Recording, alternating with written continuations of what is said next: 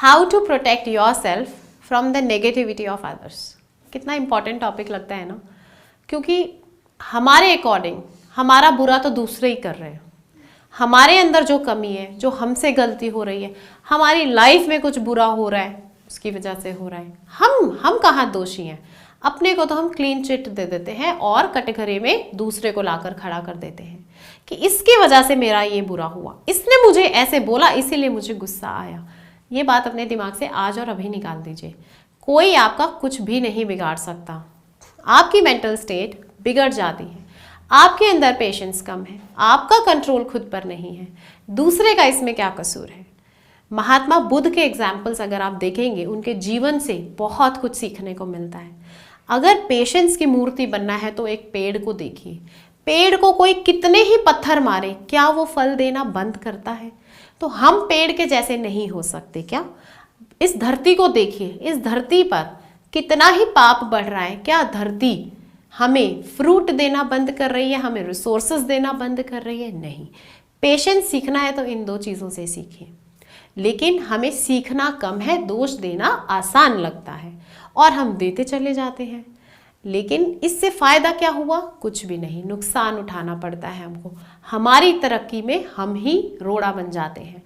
अगर सफल होना है तो बहुत सारी चीज़ें ऐसी हैं, बहुत सारा कुछ ऐसा होता है जिसे हमें अडॉप्ट करना होता है, हमें सीखना होता है। और ये सीखने की प्रक्रिया बोरिंग होती है। किसी ने कहा है learning is a boring process, और जो इस प्रोसेस से गुजर जाता है वही तो निखर जाता है। अब ये हमारी चॉइस है कि हम निखरना चाहते हैं या बिखरना चाहते हैं। तो निखरने के लिए दूसरे की नेगेटिविटी से प्रभावित होना छोड़ना होगा। उतना भी आसान नहीं है, ये मैं मानती हूँ। आई कंप्लीटली एग्री कि अगर कोई मुझे गाली दे रहा है तो मैं कैसे अवॉइड करूं, मैं कैसे नॉर्मल बनी रहूं। लेकिन अगर आप कर्मों के चक्रों को समझेंगे, थोड़ा सा स्पिरिचुअल भी कई बार हमें हो जाना चाहिए। एक्चुअली बार बार होना चाहिए, हमेशा होना चाहिए। लेकिन स्टिल हम प्रैक्टिकल लाइफ में हैं, फिर भी स्पिरिचुअलिटी के बिना हम लोग नहीं हैं। हमारी बॉडी में से अगर एनर्जी निकल जाए, जो भी सोर्स है लाइफ का वो निकल जाए, तो ये डेड है बॉडी। तो आप इग्नोर नहीं कर सकते कि इस दुनिया को कोई ऐसी शक्ति नहीं है जो नहीं चला रही है। कोई तो पावर है। उस पावर को अगर आप सरेंडर करेंगे तो आपका लेवल बहुत अप हो जाएगा। और नेगेटिविटी वहीं पनपती है जब पॉजिटिविटी नहीं होती। कुदरत का नियम है, खाली जगह भर दी जाएगी। कैसे भर दी जाएगी? ऑब्वियसली जब सब कुछ नेगेटिव है आसपास तो नेगेटिविटी से ही भरेगी। पॉजिटिव आपको खुद को करना पड़ेगा, हमने ये पहले भी डिस्कस किया है। तो जब दूसरा इंसान आपको नेगेटिव फीडबैक दे रहा है, नेगेटिव इंफॉर्मेशन दे रहा है, नेगेटिव रिएक्शन दे रहा है, उस टाइम पे कुछ बैरियर क्रिएट कर लेना है और अपने को बचा लेना है। अपने को बिल्कुल भी उससे प्रभावित नहीं होने देना है। यही एक कला है। इसी को आर्ट ऑफ लिविंग भी बोला जाता है। आर्ट ऑफ लिविंग की क्लासेस लोग लेते हैं और आर्ट ऑफ लिविंग में यही सिखाया जाता है कि कैसे अपनी मन की स्थिति को इतना ऊपर उठाएं कि दूसरे की मन की स्थिति आप पर प्रभाव ना डाल पाए। इसके लिए प्रैक्टिस चाहिए, कॉन्शियसनेस चाहिए, अवेयरनेस चाहिए और एक रेगुलर फोकस चाहिए। किस चीज़ पर? कि मुझे पॉजिटिव रहना है, मुझे पॉजिटिव सोचना है।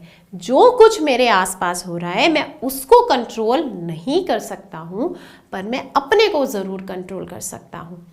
जब आपको कोई गाली दे तो आपको क्या करना है? कितनी बार वो गाली देगा अगर आप चुप रह जाएंगे? आप उसको कोई जवाब नहीं देंगे।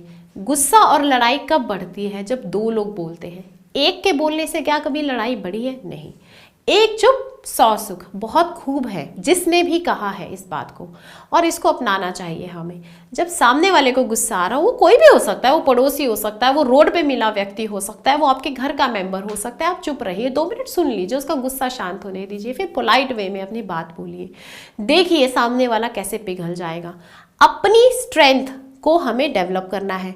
हमारे अंदर कम स्ट्रेंथ है, हम इसीलिए उसकी नेगेटिविटी को ऊपर देख लेते हैं, हावी हुआ देख लेते हैं और ये सोचते हैं कि उसकी नेगेटिविटी से मैं प्रभावित हो रही हूँ। तो गलती कहाँ हो रही है कि अपनी स्ट्रेंथ इतनी ऊपर नहीं उठाई कि सामने वाले की नेगेटिविटी जब उससे टकराए तो वो वापस चली जाए। हमें अपनी स्ट्रेंथ को डेवलप कर लेना है, एक बैरियर ऐसा बना लेना है कि जिसी कहीं से भी मुझे कोई नेगेटिविटी आती दिखेगी, चाहे वो गाली आ रही है, वो लड़ाई आ रही है, वो अथॉरिटेटिव स्टेटमेंट्स है, वो कुछ भी है, लेकिन वो वापस जाएगी, रिफ्लेक्ट हो जानी चाहिए। हमें रिफ्लेक्टर बनना है, हम रिफ्लेक्टर नहीं बन जाते हैं, एब्जॉर्बर बन जाते हैं, चीज़ों को एब्जॉर्ब कर रहे होते हैं। इस एब्जॉर्प्शन को बंद कर दीजिए, पॉजिटिव चीज़ों को एब्जॉर्ब करना सीखिए, नेगेटिव चीज़ों को नहीं। फूल तोड़ने जाते हैं तो कांटे भी साथ में होते हैं, क्या कांटे तोड़ कर लाते हैं आप? बिल्कुल नहीं, फूल ही तो तोड़ कर लाते हैं। कितनी आसानी से कांटों को इग्नोर कर देते हैं और बच के अपनी उंगलियों को बड़े अच्छे से बचाकर आप फूल को तोड़ लेते हैं। इसी तरीके से हर इंसान में खूबियाँ भी हैं, कमियाँ भी हैं। तो जहाँ से भी आपको नेगेटिविटी दिखती है, कई बार उस इंसान से दूरी बना लेना बहुत अच्छा सॉल्यूशन हो सकता है। लेकिन अगर वो कोई आपका क्लोज फैमिली मेंबर है या क्लोज रिलेटिव है या कोई क्लोज वन है, तो वहाँ आप डिस्टेंस नहीं बना सकते।